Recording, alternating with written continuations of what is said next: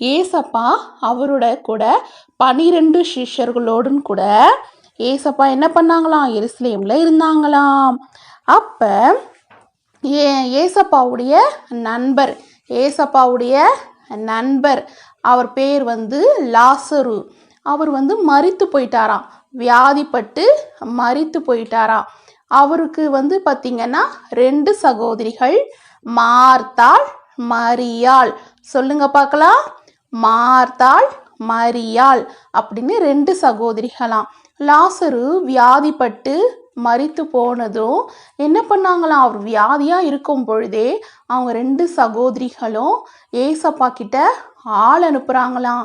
இதை போல சொல்லுங்க, ஏசப்பாவுடைய சிநேகிதர் வியாதி படுக்கையில் இருக்காரு, அவர் மரிக்க போறாரு, நீங்க போய் சொல்லுங்க, ஏசப்பா வந்தா உடனே லாசரு சுகமாயிடுவார்ல, நீங்க போய் சொல்லுங்க அப்படின்னு ஆள் அனுப்புறாங்களாம். அந்த ஆள் ஏசப்பா கிட்ட சொல்றாங்க, ஏசப்பா உங்களுடைய நண்பர் லாசரு வியாதியில இருக்காரு, அவர் மரிக்க போறாரு அப்படின்னு சொல்லிட்டு சொன்னாங்களாம். நீங்க வாங்க, உடனே அற்புதத்தை செய்யுங்க அப்படின்னு கூப்பிட்டாங்களாம். ஏசப்பா பூமியில் வாழ்ந்த நாட்கள்ல அநேக அற்புதங்களை செஞ்சாங்க. மரித்தவர்களை ஏசப்பா என்ன பண்ணாங்க, உயிரோடு எழுப்புவாங்களாம். எப்படிப்பட்ட வியாதியில இருந்தாங்களோ ஏசப்பா கிட்ட வந்தா உடனே சுகமாக்கிடுவாராம். கண்ணு தெரியாதவர்களுக்கு கண்ணு கொடுத்தாராம், சப்பானிகளை நடக்க செய்தாராம், ஊமையர்களை பேச வைத்தாராம், பிசாசு பிடியில் இருந்தவங்களெல்லாம் விடுதலையானாங்களாம். அந்த விசுவாசத்துடன் கூட தான் மார்த்தாலும் மரியாளும் ஆள் அனுப்புறாங்க. ஆனால் ஏசப்பா என்ன பண்ணுறாராம், உடனே அந்த ஊருக்கு போகலையாம், 2 நாள் அப்படியே தங்கிட்டாராம். ஏன் ஏசப்பா அப்படியே தங்கிட்டாரு அப்படின்னா, அதாவது லாசரு மரித்து 4 நாள் கழித்து அந்த இடத்துக்கு போய் லாசருவை உயிரோடு எழுப்பணும், எல்லாரும் ஏசப்பாவுடைய வல்லமை, பிதாவுடைய வல்லமையை பார்க்கணும் அப்படின்ற ஒரு நல்ல எண்ணத்தில் தான் ஏசப்பா என்ன பண்ணாராம், ஒரு 2 நாள் அங்கேயே தங்கிட்டாராம். அப்புறம் சீஷர்களிடத்துல சொல்கிறாராம், வாங்க நம்மளுடைய நண்பர் லாசரு நித்திரையாக இருக்கிறாரு, நம்ம போய் எழுப்புவோம் அப்படின்னு சொல்கிறாராம். சீஷர்கள்லாம் நித்திரைன்னவுடனே அவங்க யோசிக்கிறாங்களாம், தூங்குறவங்களை எழுப்ப போகிறாரா அப்படின்லாம் யோசிக்கிறாங்களாம். அப்போ ஏசப்பா சொல்கிறாராம், அவர் தூங்கலை, மரிச்சு போயிட்டாரு, நம்ம உயிரோடு எழுப்புவோம் அப்படின்னு தெளிவாக சொல்லி சீஷர்களுக்கு புரிய வச்சு அப்புறம் சீஷர்களை கூட்டிகிட்டு போகிறாங்களாம். சீஷர்கள் பார்த்தீங்கன்னா தோமான்னு ஒருத்தர் இருக்கிறாரு இல்லையா, நான் உங்களுக்கு ஆல்ரெடி தோமா கதையை சொல்லியிருக்கேன். ஏசப்பாவுடைய சீஷர்களில் ஒருவர் தோமா நம்முடைய இந்திய தேசத்தில், நம்முடைய சென்னை பட்டணத்தில் மரித்தார், இரத்த சாட்சியாய் மரித்தார் அப்படின்னு சொன்ன பார்த்தீங்களா. அந்த தோமா சொல்கிறாராம், வாங்க நம்மளும் கூட ஏசப்பா கூடயே கூட நம்மளும் சேர்ந்து மரிப்போம் அப்படின்னு சொல்கிறாராம். அந்த அளவுக்கு சிஷ்யர்கள் என்ன பண்ணுறாங்க, ஏசப்பா மேலே ரொம்ப அன்பாக இருந்தாங்களாம். அவங்களுக்கு ஃபஸ்ட்டு புரியல, அதுக்கப்புறம் புரிஞ்ச உடனே ஏசப்பா கூட எந்த சூழ்நிலையிலும் நடக்க தயாரானாங்க. அப்புறம் ஏசப்பா பெத்தானியா கிராமத்துக்கு வந்தாரா.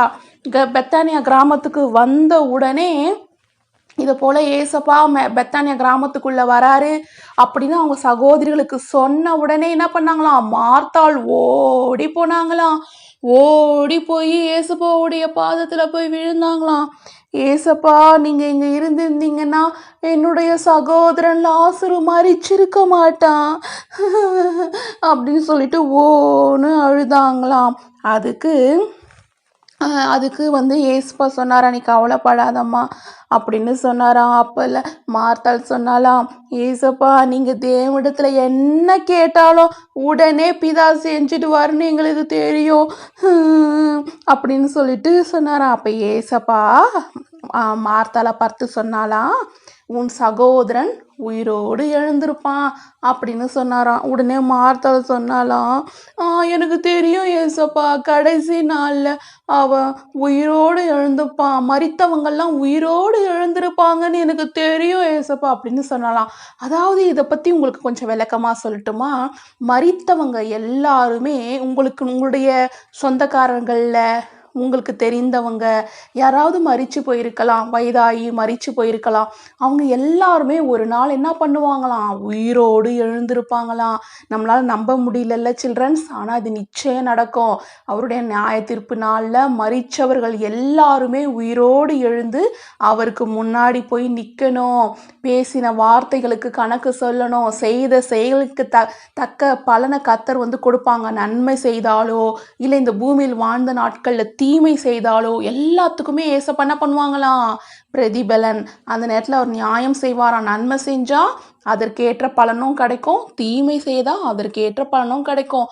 அதனாலதான் இந்த பூமியில வாழ்ற நாட்கள்ல ரொம்ப கவனமா கர்த்தருக்கு பிரியமா வாழணும். ஏன்னா மரித்தவங்க ஒரு நாள் உயிரோடு எழுந்திருப்பாங்க. உயிரோடு எழுந்து என்ன பண்ணுவாங்க, ஏசப்பாவுடைய நியாய தீர்ப்பு நாள்ல ஏசப்பாவுக்கு முன்னாடி நிப்பாங்க அப்படின்னு வேதத்துல தெளிவா எழுதியிருக்கு சில்ட்ரன்ஸ். அப்படின்னு நினச்சிக்கிட்டு மார்த்தாள் சொன்னாலாம், ஆமாம் ஏசப்பா அவன் கடைசி நாளில் உயிரோடு எழுந்திருப்பான்னு எனக்கு தெரியும் அப்படின்னு சொன்னாலாம். உடனே ஏசப்பா சொன்னாராம், நானே உயிர்த்தெழுதலும் ஜீவனுமாயிருக்கிறேன், என்னை விசுவாசிக்கிறவன் மரித்தாலும் பிழைப்பான் அப்படின்னு சொன்னாராம். நீங்கள் என் கூட சொல்றீங்களா சில்ட்ரன்ஸ்? நானே உயிர்த்தெழுதலும் ஜீவனுமாயிருக்கிறேன், என்னை விசுவாசிக்கிறவன் மரித்தாலும் பிழைப்பான். ஏசப்பா சொன்னாரா, நீ உயிரோடு இருக்கிறவங்க யாரெல்லாம் என்னை விசுவாசிக்கிறாங்களோ அவங்க மரிக்கவே மாட்டாங்க. அதை நீ விசுவாசிக்கிறியா அப்படின்னு மார்த்தாளை பார்த்து கேட்டாலாம். அதுக்கு மார்த்தாள் சொன்னாலாம், ஆமாண்டவரே, நீர் உலகத்தில் வருகிறவரான தேவ குமாரனாகிய கிறிஸ்து அப்படின்னு நான் விசுவாசிக்கிறேன் ஆண்டவரே அப்படின்னு சொன்னாராம். சொல்லி முடிச்ச பிறகு மார்த்தாள் என்ன பண்ணாலாம், மரியாளை போய் கூப்பிட்டாலாம். அது மாதிரி போதகர் வந்திருக்காரு வா அப்படின்னு போய் கூப்பிட்டாலாம். கூப்பிட்ட உடனே மரியாளும் ஓடி ஏசப்பாவுடைய காலில் விழுந்து, ஏசப்பா நீங்கள் இங்கே இருந்திருந்தீங்கன்னா என்னுடைய சகோதரன் மரிச்சிருக்க மாட்டான்ல அப்படின்னு சொல்லிட்டு ஓன்னு அழுதாங்களாம். அப்போ ஏசப்பா என்ன பண்ணாராம், தன்னுடைய தோழி தன்னுடைய நண்பர்கள் போல இருந்த லாசரு மரித்ததற்காக ஏசப்பா என்ன பண்ணாராம், ஆவியில கலங்கி கண்ணில் என்ன பண்ணிச்சான், அவருக்கு கண்ணீர் வந்துதான். பார்த்தீங்கன்னா நம்ம அநேக நேரத்தில் கஷ்டப்படும் பொழுது நம்ம நினைப்போம், ஐயோ நமக்காக கஷ்டப்பட யாருமே இல்லை, நம்முடைய ஃபீலிங்ஸை புரிஞ்சுக்கிறதுக்கு யாருமே இல்லை அப்படின்னு நீங்கள் நினைக்கலாம். ஆனால் உங்களுக்கு ஒரு காரியத்தை சொல்ல விரும்புகிறேன். உங்களுடைய ஃபீலிங்ஸ், உங்களுடைய மனக்கவலைகள் எல்லாவற்றையும் புரிஞ்சுக்கொள்ள ஏசப்பா இருக்காரு. அன்னைக்கு மார்த்தாலும் மரியாளும் அழும் பொழுது ஏசப்பா என்ன பண்ணாராம், கூட சேர்ந்து அழுதாராம். அவர் கண்களில் கண்ணீர் விட்டார்னு எழுதியிருக்கு. அப்போ இந்த ஒரு வார்த்தை இதை குறிக்குது, ஏசப்பா நம்ம மேலே ரொம்ப அன்பாக இருக்காரு. நம்முடைய ஃபீலிங்ஸ் அவரால் புரிஞ்சுக்க முடியும். இப்போ மனிதர்கள் பார்த்தீங்கன்னா நம்ம கஷ்டப்படும் பொழுது கஷ்டப்பட்டுட்டு போயிடுவாங்க. ஆனால் ஏசப்பா கஷ்டப்படுறவங்களோடு கூட கஷ்டம் மட்டும் பட மாட்டாங்க, அவங்க ஒரு இடத்துல அற்புதம் செய்வாங்க. ஏசப்பா என்ன பண்ணுவாங்க, அந்த இடத்துல ஒரு அற்புதத்தை செய்வாங்க. அவருடைய பிள்ளைங்க கஷ்டப்படும் பொழுது ஏசப்பா என்ன பண்ணுவாங்க, உடனே அந்த இடத்துல ஒரு அற்புதத்தை செய்வாங்க. அது மாதிரி தான் ஏசப்பா என்ன பண்ணாரு, தன்னுடைய ஆவில கலங்கி கண்ணில் கண்ணீர் விட்டாலும் உடனே என்ன பண்ணாராம், கல்லறைக்கு போனாராம். கல்லறைக்கு போகும்பொழுது எல்லாருமே மார்த்தாள் மரியாள் எல்லாருமே ஏசப்பா பின்னாடி போனாங்களாம். ஒரு கூட்ட ஜனமே அங்கே போச்சான். அப்போ ஏசப்பா அங்கே போகும்பொழுது என்ன நினைச்சாங்களாம், சரி கல்லறையை பார்க்க தான் போறாரு அப்படின்னு நினைச்சாங்களாம். ஆனால் ஏசப்பா கல்லறையை பார்க்க போகலை. கல்லறை கிட்ட போய் அந்த கல்லறைக்கு மேலே ஒரு பெரிய கல் அது புரட்டி வச்சிருப்பாங்களாம். ஒரு குகை மாதிரி இருக்கும், அதுக்கு மேலே ஒரு கல் புரட்டி வச்சிருப்பாங்க. அந்த கல்லை போய் தள்ளுங்கன்னு சொன்னாராம். அப்போ மார்த்தாள் சொன்னாலாம், ஏசப்பா லாசரு மரித்து 4 நாள் ஆயிடுச்சு, நாரி போவோம், நாத்தம் எடுக்கும், நீங்கள் போய் கல்லை தள்ள சொல்கிறீங்களே அப்படின்னு கேட்டாலாம். உடனே ஏசப்பா சொன்னாரா, நீ விசுவாசித்தால் தேவனுடைய மகிமையை காண்பாய் அப்படின்னு சொன்னாராம். இந்த வசனத்தை என் கூட சேர்ந்து சொல்றீங்களா, நீ விசுவாசித்தால் தேவனுடைய மகிமையை காண்பாய் அப்படின்னு நான் உனக்கு சொல்லலையா அப்படின்னு கேட்டாராம். உடனே மார்த்தாள் அமைதியா இருந்தாலாம். உடனே ஏசப்பா என்ன பண்ணாரா, பிதாவே நீர் எனக்கு செவி கொடுக்கிறபடினால் உமக்கு ஸ்தோத்திரம் அப்படின்னு பிதாவை நோக்கி தன் கைகளை உயர்த்தி ஒரு சின்ன ஜபத்தை அவர் பண்ணாராம். ஜபத்தை பண்ணிட்டு கல்லை புரட்டுங்கன்னு சொன்னாலாம். அதே மாதிரி ஏசப்பாவுடைய வார்த்தைக்கு கீழ்ப்படிந்து அங்க இருக்கிறவங்க அந்த கல்லை புரட்டினாங்களாம். உடனே ஏசப்பா என்ன பண்ணாராம், உரத்த சத்தமா சொன்னாராம். எப்படி சொன்னாராம்? உரத்த சத்தமா சொன்னாராம், லாசருவே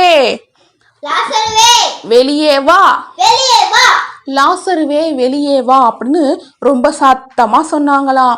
உடனே அந்த சத்தத்தை கேட்டு மரித்த லாசரு என்ன பண்ணானா, அப்படியே உயிரோடு எழுந்து கல்லறையை விட்டு வந்தானா. அதாவது மரித்தவங்களை பார்த்தீங்கன்னா துணியில சுத்தி வச்சிருப்பாங்கல்ல, அந்த துணியோட கூட அவர் என்ன பண்ணானா, லாசரு எழுந்து வந்தானா. ஏசுப்பா பார்த்தீங்களா, அவருடைய வார்த்தையின் வல்லமையை பார்த்தீங்களா, மரித்து போயிருக்கிற எல்லா காரியத்தையும் நம்ம வாயில சொல்லி அறிக்கை செய்யும் பொழுது அந்த அதிகாரம் என்ன பண்ணும், மரித்த சூழ்நிலை இருக்கிற காரியங்கள் கூட என்ன பண்ணும், வெளியில வரும்.